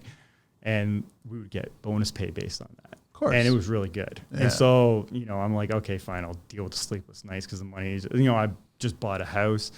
We're having kids, so screw it. And I'm young. I'm just going to go hard. And then one day at the end of one of the tours, the boss comes and congratulates me on, hey, good job on getting this manufacturer. Good job. I'm like, all I care about is the bonus check. And he said, oh, that got canned. I'm like, what are you talking about? It got canned. He goes, yeah, as of January 1st, this is April. As of January, this got removed. Like, he goes, didn't you get the emails? I'm like, no. And so he pulls it up, and sure enough, in there it said they're removing it, but they didn't have me as part of the email. So I'm like, so I did this whole thing on trying, and that was that's it. I'm out. That's your wake up. I was done. That's when I called my uncle right away. I like got on the plane, I flew home, I called him, said, all right, a little sneaky, you know? It's just at least give me the heads up, right? Like, you don't even have, like, by this time I was at this company for so long, like 15 years, I think it was. And you can't even just give me the heads up that this is coming. Yeah. Right. That was one of the things that really pushed me over. And the second one, which was the biggest, was I came home one day and my 2-year-old didn't know who I was. Right. Cause you're gone. Man, that's terrible. Like, so we'd be gone from January to April. And then from April, you're home for a month. Then you're on another tour till the end of the summer. And then you're on a fall tour. And then you had December off, right? So when I was 20 years old, best thing in the world. Like, I literally was in Nova Scotia. They had these like row of bars. You never have to leave outside. I can't remember the name of the strip. And I would hit every one of them. And then I had to get up, get on a plane, which was fine. I did that till bar closed, and I got back, grabbed my stuff, and went to the airport. Got on the plane, landed in Montreal, jumped on another plane, was in BC that night, and I went right to the bar again, just so I can say I drank on two ends of the country in less than 24 hours. And I just started going again, and I'm like, I did it. Right? Moving on now, right? That's an accomplishment. Like, how many people can say they did that, right? No, that's actually pretty cool. Yeah, so I mean, it was a lot of fun. I had a blast, and it was great times, but that one thing really stuck me in the side with what they did. It would. Yeah. So, and then that's when I got into trade. And then, so like all that experience, knowledge, organization, handling all the different manufacturers I had to work with, kind of led into this, obviously on a smaller scale. Like this, what I'm doing now, I don't experience any stress at work. People send me into these jobs. I don't feel overwhelmed. I don't even if they're bigger jobs, I don't feel overwhelmed. I'm like, I ask for information, and if I don't get the information, and everything I ask for is either email or text message, so I have copies of it. If I don't get it, it's out of my hands. Like, I don't sweat the small stuff. I've learned how to deal with people a lot better with that job too, because we'd have crews of 20 people we'd hire locally to come in these jobs to help us out, right? And I had to learn how to manage all those guys. I learned that you always, when you're talking to your employees, don't talk down to them, talk to them. Work with them. There's a lot of stuff I learned from these guys, right? I may only work with them for a couple days, but I've learned so much from them. And like all the people I worked with there, they're amazing people, and all of them I've experienced. So you communicate with your employees and you choose your battles. Like if the guy does, he comes in late and he doesn't do it all the time, that's fine. You just, hey man, don't do that again, right? We got a thing to do. And that's it. Some guys will just jump down his throat. And it's like, choose your battles. Come on. But if this guy does it consistently, that's different. You start the process. Get your paperwork out and say, listen, I'm writing you up for this. You don't like it. There's a door. There's always a door. As simple as that. As simple as that, right? And you always try and work with these guys, because a lot of times there's issues they're dealing with you're not aware about. And I know as an employer, you're not supposed to care about what their home life is like, but that affects, right? It affects, yeah. Right? So you try and work with the guys. So the line of communication, organization, all that, I was able to carry over into here. So I don't really experience any work stress. I have, home life stress I might experience, right? Like especially during this pandemic when they shut the planet down, and we were in the middle of doing restaurants and clothing stores, and all of them shut everything. They just cut the tap off, said, no, we're on hold. So then we're all sitting at home like, Jesus Christ, like what just happened? So yeah. Everybody was panicking at that time. Exactly, right? So we didn't know what was going on. But so it just led into being organized, being able to communicate with people, being able. So it was valuable, even though they shafted you at the end. Yeah, like I gained a lot of experience. Yeah. Like that's the only really negativity out of that place, right? And then that company, I don't know if they went out of business or gone, because there's a whole new company now that came in and took over. And I actually went and consulted for them, and then I worked for them because I left the trade and went to them I lasted 3 months, and I couldn't. It was similar. Like there were certain things I want because I actually did love that job. They're like, you won't have to travel because everything now is remotely. You can work locally, and then communicate on the phone. Then once in a while, fly out to these events. I'm like, okay, I don't know how it's gonna work, but I'm willing to try it because my wife and I we talked about it, and let's give it a shot. So I went there, and I lasted 3 months. I just couldn't do it. I missed this job so much. This is like what I'm doing now. I don't even consider a job. I go in. My wife will say, you go in, you play with your tools all day, you have fun. I come home, I'm happy. There's guys I deal with that frustrate. You play with your tools. I play with my tools all day. And you know what? I don't. The owner of the company now, he's always like, Mike, how's it going? I'm like, living the dream. So I say to him, living the dream because I don't feel like I'm going to work. And so guys will be like, why don't you go to a union company or go to IBW or go to CostW? As great as those places would be, I'm happy where I'm at. I show up. They give me a job to do. I go do it, and I go home. I'm with my family. I don't worry about anything from work. People may call me. I'm not a dink. I'll answer if they got questions and stuff like that. But I have zero stress, and I'm very happy. That's so important, man. And that was the biggest thing because near the end of that other job too, my stress was through the roof. I can imagine. I was going to the hospital. Like, what is going on with me? I was 200 pounds, and I dropped to 160 pounds in 3 months. And I thought I was dying. And so I was eating. I couldn't figure out what was going on. And my doctor's like, your stress level's through the roof. He's like, you need to take a step back, and try and ease off. And so I ended up just having to leave. And so and then it changed all the stress. Now I'm back to 200 pounds. Man, OBC talk, Mike. Building wiring and plenums. Plenum rated ceilings or... I'll give you some information. You tell me, man. Optical fiber cables and electrical wires and cables installed in buildings permitted to be of combustible construction must not convey flame or continue to burn for more than 1 minute or not be located in totally enclosed in non-combustible or non-metallic raceways. Right, so that's your PVC question you're talking about. That's what it is, right? Right, so what you want to do is you want to run your EMT, but you have plenum rated type wiring like your Cat 6 and that you can get, I think it's FT6. Yep. Or FT4, FT6, I can't remember which one is what. But yeah, you want to make sure that it can withstand burning. Up to a minute, it says, right? 1 minute, it's just saying, right? So Yeah. not be located also in masonry walls or concrete slabs. They can't be in there as well, too. You have to run EMT for that. right. And if you're PVC and concrete, I think you can run EMT in slab as long as you wrap it in tape. But who's going to do that? Just run PVC. Yeah, nobody's going to do that. Yeah. Electrical wires and cables within floor and ceiling plenums must exhibit a flame spread of less than 1.5 meters and an average smoke density not more than 0.15. I have no idea what that means. What does that mean? I have no idea either. Electrical wires, cables within floor and ceiling plenums must exhibit a flame spread of less. I guess if it does catch on fire, it can't move. It can't because it can touch something else. Possibly, yeah. That's a little OBC conversation. So, Mike, this is fascinating, man. So, where's the future now? You're happy with the Sparky? Yeah. So far, I was debating getting my master license. I don't know if I'm going to do that yet because I really have no motivation to do it. Well, I'm happy. Need to. Yeah, I'm like I said, one of your previous guests talked about how when you get comfortable, you're facing fear, right? And so I'm comfortable, but I don't feel any fear. I just don't want to. I don't feel like I need to move on. Like I like the place I work for, even though they're non-union, we have an RSP pension, we have really good benefits, we get paid competitively. It's just I'm like, why would I want to leave? There's no reason, right? I'm doing the jobs I want to do, which are the small commercial jobs. I know if I went on my own, I'd have to start in residential, which I really don't want to do. No.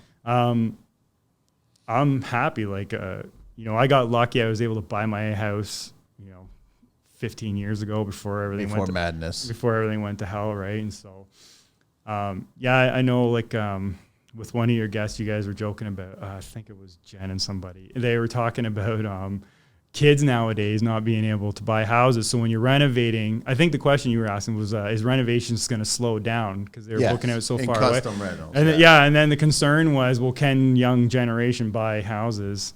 And then are they going to be renovating down the road? Because it seems like the only people buying houses now are corporations or landlords, and they're not going to renovate or custom the house.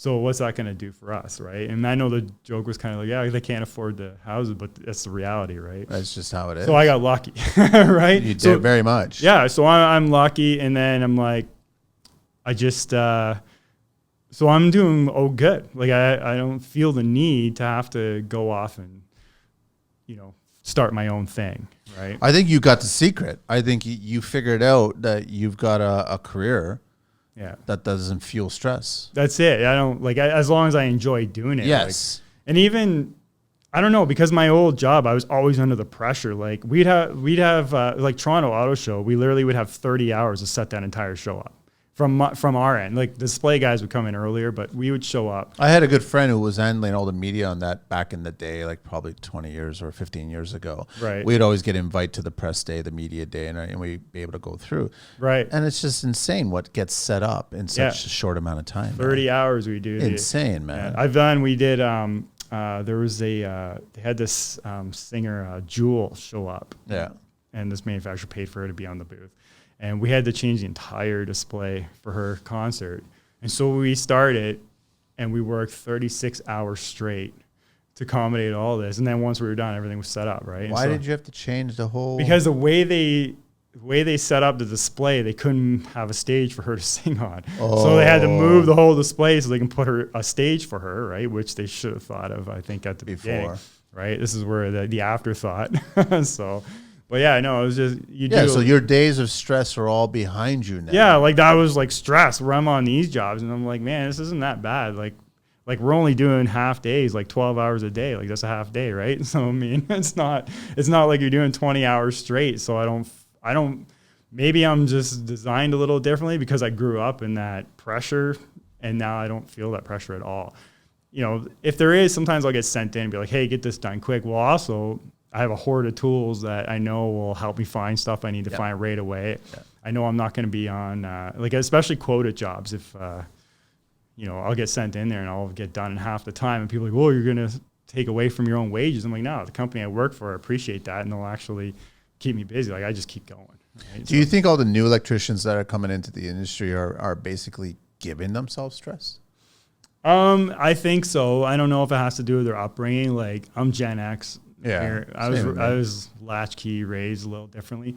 A lot of the newer people I've seen with younger guys where they're definitely used to having a helicopter parent around them. So when that parent's not there to give them direction, we're not giving them direction. They're lost. They're lost, and they're kind of stressed out by it, which I don't think they should feel stressed because like the stress should be on me as the journeyman, not them as the. Yeah, but there's structure on the job site, and even on yours, and on a good custom resi job site, right? There's structure, right? Right. And so as long as you kind of, I guess, figure out where you fit in this structure, you shouldn't really have stress. Well, a lot of them too, like it might be more instead of stress, it could be more anxiety, right? And they're feeling like, oh, if I don't get this plug right, I know, but then they go outside and start smoking weed. They go and smoke a joint, and then go back inside, right? And then now they're all messed up, right? And I haven't experienced an apprentice smoking weed or anything like that on the job. I'm sure it happens. Yeah, of course. Like I'm sure it happens, and that's how they try and relieve their anxiety. They're taking microdosing or something, right? So they're coming in hallucinating, right? So and handling wiring is not a good thing, and dealing with volts and all kinds of it's not a good thing. The biggest thing I tell especially new apprentices, I look at them and say, this job will kill you. If you don't respect what you're doing, you will get killed. Yeah. Oh, it's only 10 amps, and like all it takes is like 0.01 amps across your heart and you're dead. Yeah. Or 1 milliamp or something like that and you're dead. Yeah. And if you don't respect it and you come in here, half baked or something. I've never experienced any of my apprentices coming in half baked, but I'm sure there's guys out there, and just that's how you die, right? One of the things I do also with an apprentice is I always make sure they get a meter right away. And whether it's just like it doesn't have to be anything fancy. Test everything. And I teach them how to test because, I could be down in the basement and you're upstairs and, it's a split plug in a kitchen and you shut one and the breaker's not the proper 2-pole breaker. So you're only one side of it shut off. Test it, double check it, make sure it's dead. Like don't get the tickle tester either. Those things aren't reliable. Like that's a last I call them tickle testers, a little pen testers. Yeah, I know you don't. They're a last resort. If I'm trying to find something, I'll use it. Tester. GC tester, right? Yeah, they can use them, right? Get a meter. Like our company is adamant, like use the meter, get the meter, learn how to use the meter. and that's it, right? So that should help take away some of the anxiety. But like you said, like any little pressure, it seems a lot of guys. There was one apprentice we had who ended up being terrible. A lot of guys aren't just built for this job. No, they're not designed. No, and if you're always feeling sweating, anxiety, like he was literally just tying in a box of 4 wires, and just like the sweat's pouring, and he's shaking. And it's like, dude, you're just tying in 4 wires. Like, leave it open. I'll double check it. Like, you'll be fine, right? But it's taking all day. He's panicking, and it's not for you, man. Like, if you can't do it, You got to tell them that at that point. you have to. Like, you give them their chance, but sometimes you just gotta, because not only are they a liability, they could end up injuring like me, right, as well, because they're freaking. That's what I've always said. Is not you may not hurt yourself, but you may hurt somebody else, and then that's a whole other ball game at that point, right? So, is there a lot more anxiety in the younger generation? Yes. Is there a lot more stress when they're coming in? Possibly, like they want to do good and show up. That's fine. But the anxiety, I think, is the big one that I see a lot of. And I don't know if it's like loosely diagnosed now or what, but there's a lot of guys who. I don't know. I don't know anything about it either. But a lot of them are like they're going into electrical, plumbing, and HVAC, the top 3, right? Yeah. So that's what they're going into because of the money. I guess the stability, money, security, union, all that kind of stuff, right? So and there's a time to do it. There's just huge shortage. Huge shortage, right? Yeah. And so I know like 20 years ago, even my dad used to hound me. He's like, you got to get into the trade. He's like, stop. Like, get in there. He goes, there's always going to be a shortage. Because you got boom. Well, the thing is, all the boomers are now retiring or dying, and they're the ones staying at their jobs for 40 some years. Yeah. Now they're finally getting in, letting younger people come in, and so now there's this huge shortage in the trades because there was that stigma for a while, like, oh, you don't want to be in trades, you want to go to college, right? That stigma is disappearing. I mean, it is. I know it's disappearing, man. Yeah, it is, and if you want to, trades is it, top 3 HVAC. But even like I work with a lot of drywallers and tapers and mudders, and I can't taper mud to save my life. I'm envious of the individual trades because you go in, you rock and roll, you hang drywall, you mud to drywall, you're out. You're done. Framing, same thing. Like at roofing, it's all GC's probably got the hardest. We'll use a carpenter too, or GC. Even you do a lot of. You probably have to do everything. Yeah. Right. So all of it. Well, you need to. Okay, don't worry. I'll take care of it. I'll take care of it. I'll take this. Yeah. A little bit of Green Book talk before we get wrapping up. OSHA electrical safety checklist. You tell me yay or nay, I guess. But shut off and ground all electrical circuits before working on them. That's correct. Shut them off and ground them out. Use effective locked out tag systems. And label them. Yep. Promptly replace frayed, damaged, or worn electrical cords or cables. Yep. Usually most times we'll be asked to throw them out, but But the problem is you throw them out, someone else takes them and go, look what I found. Yeah. Well, what I do is if it depends on where the fray or cut is, if I can just cut it and make it into. And then you make it into another cable. Yeah. Right. Ensure that all extension cords have grounding progs. Isn't that the famous one, huh? That's the one that always breaks off every time. And then they're like, well, the neutral grounds it. Do we really need 3? I think we can get away with 2. Yeah. Protect flexible cords and cables from sharp corners and projections. Yep. Try and sleeve them. Rip them right by steel studs on the outside and just keep pulling, keep pulling. Till there's nothing left. And then there's all this little fine black wiring or plastic material there. What is this? Who's got they shavings? create electrical tape. Just wrap her up. Use 3-wire extension cords set designed for hard or extra hard service with portable electric tools and appliances. Look for the S, ST, SO, and STO labels. Yeah, so SOW or anything like that, they're basically rated for hard usage. So it depends on the tag. You can have it in like I don't know, like corrosive areas or something like that. It depends on the rating of the cable. Withstand UV if it's sitting outside all day long. That's a big one too, eh? Yeah, because it turns brittle. It does. So you want to make sure you got cracks in it. That's it. Yeah. Never bypass any protective system or device designed to protect from contact with electrical energy. Yeah, so you don't want to sit there and stick a screwdriver in a fuse box to, let's just put this bolt in here because my fuse is blowing. Yeah, hang on, let me put my blunt down and I'm just going to put this screwdriver right inside there. Locate and identify overhead electrical power lines. Yeah. That's normal, yeah. You don't want Back to the drywall guys. They like making them dance around there, but we know what the rules are. Keep ladders, scaffolds, equipment, and materials at least 10 feet from electrical power lines. Yep. That's a big one. We have to use fiberglass. We use fiberglass ladders.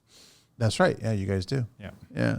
Properly ground all electrical tools that are not double insulated. Never use multiple plug adapters. That's correct. Like that guy over there.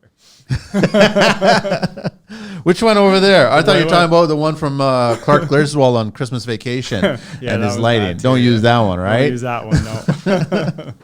What else you want to chat about, Mike? I mean, so yeah, you got the tools going on. Yep. And is there anything else that we didn't touch upon? No, I think we talked about like I got this little list going here, but we talked about like I love that you got a notepad, man. Yeah. Smart. Trades working together was one we already discussed on. Communication was another one. Huge. GCs, keeping the trades moving forward. That one for me is huge because the last thing you want Don't is stack. trade guys standing around, man. I know. Right? And then you want to make sure they're scheduled right. So, Yeah. yeah, I mean, site conditions, I guess, would be kind of what we already dabbled on. Well, you go in, even if it's messy, clean it up a little bit. Don't leave it messy. Don't Yeah. contribute to the mess. I try not to when I go into a place, I try to leave it the same way I showed up. Like residential, if I'm fishing wires in their walls, I have scanners that will actually tell me exactly where I can drill. So if I go in the attic, it will tell me where I can drill through without causing damage, and I can fish my wires down. I have scope cameras, so I can stick it in the wall and make sure I'm not going to drill. What's the length? For the camera? The scope camera, yeah. So it's just a little. It's made by Ferret Tools. Yeah. And it's a Ferret Plus. It's called, and it just screws on the end of your fish stick, and it's only this big. You know, it's Works off of a Bluetooth signal or something? Bluetooth to your phone. Yeah, Wi-Fi. It goes to your Wi-Fi. That's pretty cool. Yeah, and so the camera's on there, and then it will allow me to fish through. Unless it falls off and it's. So I had that happen to me once where it fell off in a ceiling, and Did you have to fish it? Oh my God, no! I had to get into. I climbed in the ceiling. I was able to find it was in a mall, and they had the ceiling in the store was completely drywall, and I'm like, how the hell did they get in this thing? And I was able to find somebody had already cut out an opening from before, so I crawled my ass in there, and I found it now because I'm like, I ain't leaving this thing. No, you can't. No. So, anyways, but yeah, no, this thing it only fell off because I had the wrong because it threads onto your fish stick. Okay. I had the wrong because it has different adapters, and I had the wrong one on. So after that, no, I learned my lesson, and now I make sure I got the right one on. I actually ordered some because you can order more from Ferret Plus on their website. Are they crazy expensive? No, I think I paid $30 for everything. That's not too like bad. they sent me a replacement lens, a new because it's waterproof, so a new gasket. Customer service. Yeah, exactly. Man. That's it, right? Customer service. It's as simple as that, DeWalt. Yeah, you know what I'm DeWalt, saying? yeah, It's just like it goes a long way. Yeah, it does. And You leave a bad taste, man. You're gonna see that chase person never touch your product ever again. Exactly, right? So I mean, and that's what happened with me. I'm one person, so I just the way I operate. If I don't like something, I just don't buy it. I don't go online complaining about it or anything like that. I just don't buy it, and that's it. There's no Karens in Except now, I construction. guess, right? I'm carrying right now. Yeah, DeWalt sucks.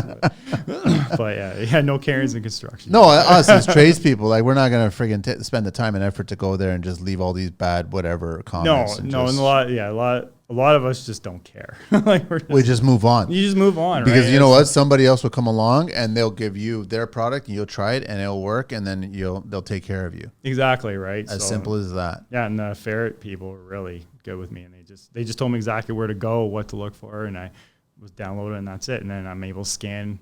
I can take this thing and send it right down the wall, and it beeps too if you're near Clever, electrical. man. That's clever. Yeah, it's. You prefer the fish sticks or the fish coil?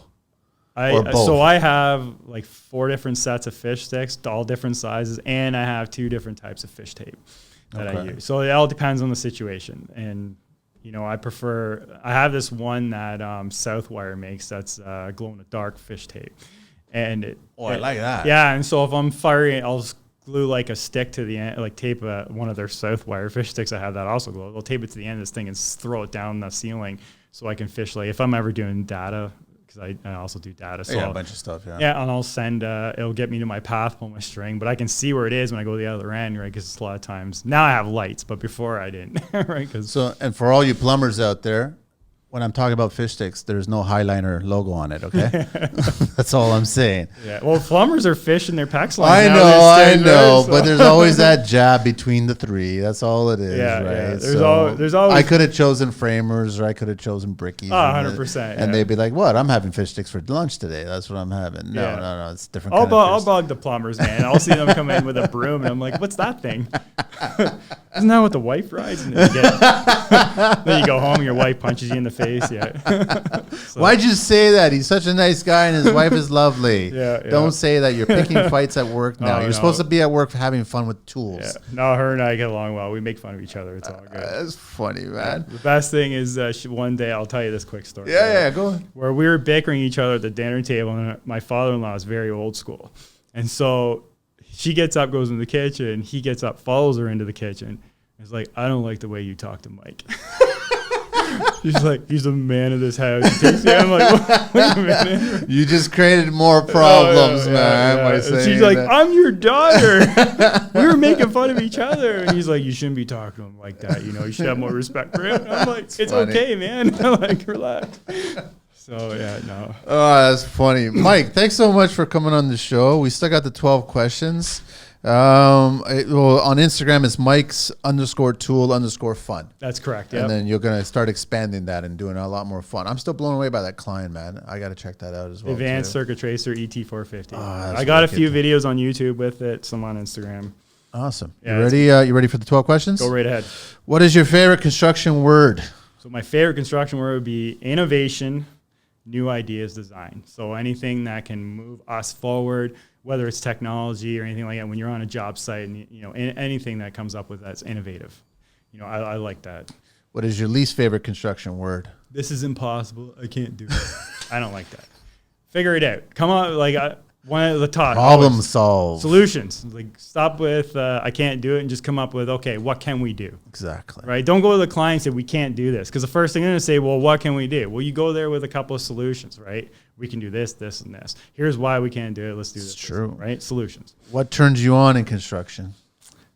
Biggest thing, obviously the use of tools, but finishing the projects. Like I am one of those dads that takes the kids and like there's these apartment buildings in my area that we did from ground up, and hey man, I was on these buildings. I wasn't there the whole time. I was only there for a couple of months. Some guys were there for 2 years. You worked on that. Oh yeah, and I'm like, it's a proud thing. And even my son, who's like 10 years old, like my dad worked on it. Right? That's right. So, finishing projects. Yeah. What turns you off in construction? Lack of communication between the trades. We're all there to work with each other. We're all there in the end to satisfy the client. And our goal is for the GC to bring us all back on the next project. If we're not working together, we're bickering and fighting. GC's not bringing you back. GC's not bringing you back. He has to retool the team. That's it. And the client, like, because I'll do a lot of commercial, these guys might own more than one facility. But I don't want these guys back, right? So it could cause problems for the GC as well. Just communicate, work together. Like, there's no reason why you can't. Like, plumber, I hate when I run in the job sites, you got HVAC and plumbers, electricians all fighting each other. Like, I look at it like, don't call me in till dead last, because I can work around the HVAC, I can work around the plumbers. But, you know, like in this, where we're doing these stores now, I work very closely with the plumber. I'm like, hey, how are you going to do your stuff? And then I'll work around you. Because you're giving yourselves shorter days now. Way shorter. By doing that. Yeah, way shorter. Then you can have more fun with the kids and personal. 100%. What's your favorite curse word or phrase? My favorite curse word phrase would be fuck the shit. What? Oh, this is going to be interesting. What's your favorite vehicle of anything in the world? So when I was in my 20s, I had a 1987 Monte Carlo SS T-top that I had a engine built for it through, they're not around anymore, but it was Terry's Engine Centers. He used to build That's drag a nice, cars. that's actually a nice shape, man. Yeah, it's I love the choo-choo front end. Yeah. It was my sleeper car, and you know, I'm not going to admit to racing, but you know, we drove it hard. No, you drove it. I drove it. That's it. Yeah, you easy drove it. cruise, you know, T-tops off. Exactly. So I miss that car very much. One day. Yeah, well, maybe one day, we'll see. I'm kind of leaning towards now, I want to get a Fiero as a project car for my kid to do, because it's small. Which year, first or second generation? No, so the well, basically from 84 to 86, they were the same car essentially. Yes, yeah. Citation front end and Chevette back end, or the other way around. Yeah. And 88 was the only time they actually revamped the entire model. I would love to get an 88 with the T-tops. They only made 614 actual factory made T-top 1988 Fiero GTs. I would love to find. I found a couple, but they want like 25 grand for these things because they're rare. They're rare. They only made them for 6 months of that year, and then GM just kiboshed it. Yeah, GM's made a bunch of great moves like that. So I mean, I think it was because they had like the Buick Relata was also a 2-seater. They had the Corvette as well, and I'm pretty sure the Corvette dominated them all and said get rid of those cars, kind of thing, right? Yeah, my theory. But yeah, my favorite car, '87 Monte Carlo SS. Least favorite vehicle? Anything Dodge. I cannot stand Dodge. Anything and everything Dodge. I hate Dodge. I just like even like Plymouth, New Yorker with Corinthian leather, that kind of thing. Yeah, I like the old Road Runners and that. I do like those, like from but you're going back to the 70s, right. 60s, right? I just don't like anything Dodge. With that monster tail on the back, right? Yeah. Well, I was always a GM guy as well, but even now I'm kind of like I drive a 2006 Colorado that I bought brand new in 2006, and I take care of it. It's got 98,000 kilometers on it. It's gonna last forever. Take care of it, but yeah, Dodge is my worst. What construction sound or noise do you love? I love when other trades are not there. Just the quiet. So what I'll try and do sometimes is I'll try and go into a site a few hours before, knowing before the other else shows up. Yeah, and then I can get way more done, and then it's quiet and peaceful. That's just the way I am, right? I can throw my earbuds in and just listen to some music and not worry about some guy. The groove. Yeah, that's it, right? Like I do get into a groove, and I find myself. Like I rarely take lunch breaks because once I'm in that groove, because I'm having fun. I'm legitimately having fun. People, you need to take a break. I'm like, screw that, man. I'm going good. So, but anyways, yeah, you're right. Groove. That's it. What construction sound or noise do you hate? Hammer drills, SDS drills, pounding concrete. It's like the endless ringing in your head. Right? I cannot stand that. What profession other than your own would you like to attempt one day? So I would love to do, if I were, it'd be a mechanic on classic cars. So that Monte Carlo that I had the engine built for, I'm the one who did the engine swap in it, all the work on it. I had a Cavalier before that I completely tore the engine down and built it. And now I know it's very basic and very... Still? I did it all out of the Haynes handbook they used to buy from Canadian Tire, right? I had fun doing it. I enjoyed it. So if I had to choose a different career, I'd probably take a mechanic on classic cars. I don't want to work on people's cars. I don't want to work on. I just want to work on that classic. I want to work on your cars. Yeah, exactly. There you go. That's all. Right. What profession would you never want to do? Oh, plumber, of course. Sorry, plumber, just digging at you. Nothing wrong with being a plumber. I just like making fun of them, and they make fun of me. They drive all the Porsches, man. That's what plumbers do. Exactly. Last question. Smell is money, right? That's exactly it, man. If heaven exists, what would you like to hear God say when you arrive at the pearly gates? So I show up there, and it's fridge is full of beer. You got tacos and steaks and nachos all laid out. Just take a rest before you see your family. That's it. Just sit down. Yeah, drink my beer, eat my tacos and nachos, and endless supply before I see the family. That's it. Yeah. Nice, man. Yeah. Pleasure, Mike. Thanks so much, man. Hey, I appreciate it. Thank you, man. Thank you very much. Everybody, check him out on IG. It's Mike's with an S _tool_fun. Yep. Enjoy. So yeah, I like that you're seeing a whole bunch of positivity in the trades business, man. That there's no stress for you, man, which is great. Yeah, like I think everybody plays their part, and I think every one of them is. When people ask me what's the best one, I'm like, there isn't a best one for the trade. Pick what you feel like. What did you like doing growing up and stuff? Like, like woodworking is my hobby, right? And I've done a lot of stuff, but electrical is just like, this is where I have the fun. And I get in there, and this is, for me, it was electrical. I love figuring out. There's a lot of math involved, the circuits. Like, I love all that stuff. I'm terrible at math, but I don't care. It's challenging, right? And that's what makes it fun. But you're very smart at electrical math. Yeah, if it's not challenging for me, I can't do it. I go brain dead. So I got one last question. What's the one Star Wars question should I ask you? Go ahead, ask me. I don't know. What should I ask you? Are we a fan of the new ones? Do we hate them? Okay, so the first 3 that came out in the 70s were the middle of a story. Of course. Part 4, 5, 6. I must have watched those movies several hundred times. Of course. I've worn out 2 sets of VHS tapes, worn out my DVDs, discs, and I have Blu-rays that are pretty much on their way out the door. The prequels were made for children. And that's how he made them. And I thought they were good. I really liked them. And my favorite one was the 3rd one. But I had to put myself in that mentality that this is a child. This is a children's story, right? And I thought it was great. The last 3 I felt were the repeat of the middle 3. Yeah. I thought they There were was just nothing new, nothing new. They just took the nothing creative. And then the Mary Poppins thing floating. I couldn't. That's what killed it for me. Soon I'm like, this is All it. three. I've only seen the last three once each, Yes. and I can't watch. I've seen the middle three countless times. Yeah. Maybe I've seen the first three once or twice, or maybe third time. That's about it. Probably Revenge of the Sith. I've probably seen it the most out of the three of them. But yeah, I can't watch these new ones. I just don't like what was done. It was almost like a corporate stamp was put on it, and just do what was already done, and we know it worked. Yeah. So keep on doing that. Yeah. Well, one of the branched off movies, Rogue One, Which was really good. I thought that was really. I good. thought that was probably the better one out of the Yeah. whole thing. Yeah. And it was a good way to kind of tie everything together, and you can't go wrong with that last scene that kind of ties right into part 4, right? Exactly. And then I thought, but I haven't really. I tried a Mandalorian the series. I can't watch it.